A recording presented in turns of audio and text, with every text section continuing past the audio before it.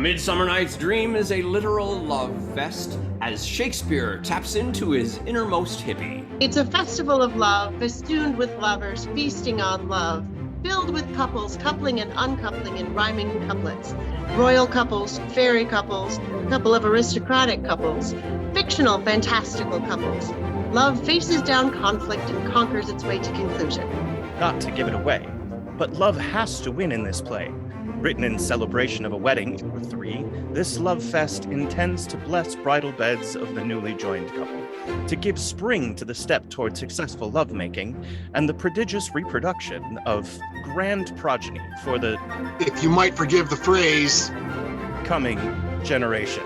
And there, in that tedious brief hour between the ceremonial conclusion of the marital kiss, as the night winds its way toward veritable bliss, we take just a moment for anticipation.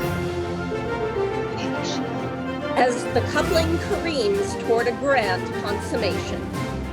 We are but six, the totality of us. Characters by Shakespeare, well, roughly 20.